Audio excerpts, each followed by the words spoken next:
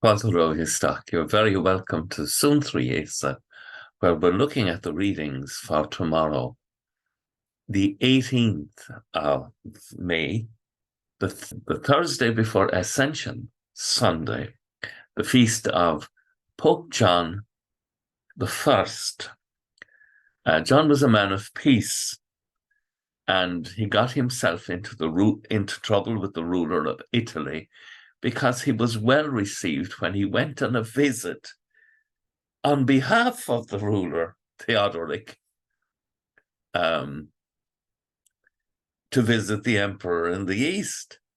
And when he came back, Theodoric had him imprisoned in Ravenna, and he died shortly afterwards.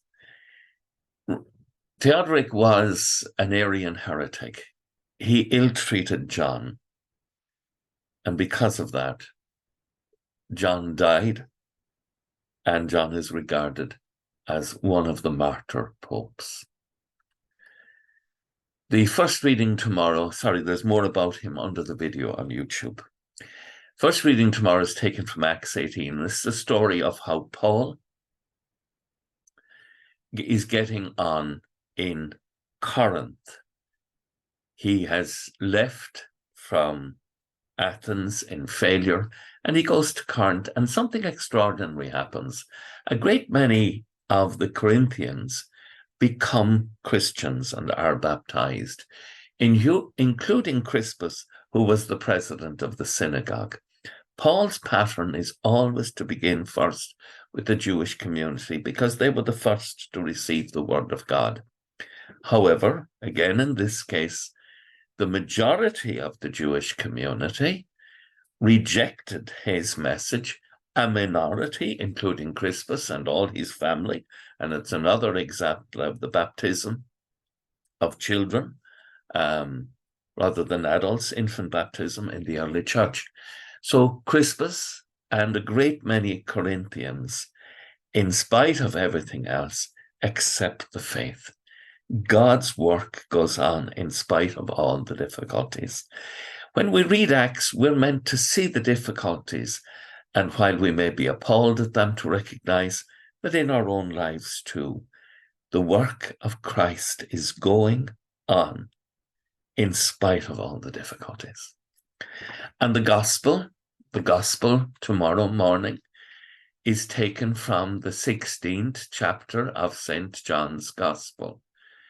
And again, it refers to difficulties. Jesus says to the disciples the night before he goes out to die himself, I tell you most solemnly, there will be weeping and wailing, while the world will rejoice. You will be sorrowful, but your sorrow will turn to joy.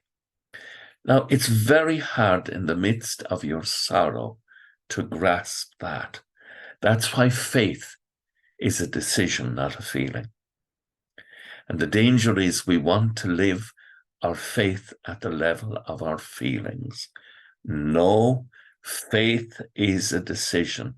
Christ has the victory, and I will stick with Christ through thick and thin, because Christ is my Savior. A decision, not a feeling, not an emotion, an act of the will. With thoughts such as these, let us go to our beds, and let us pray that we shall indeed awaken in the morning with the praise of God on our hearts and on our lips. Agus gamano dia ilakok the kshiv, ahar mak agus spirit nev. Amen. Slán go fóill. Bye for now.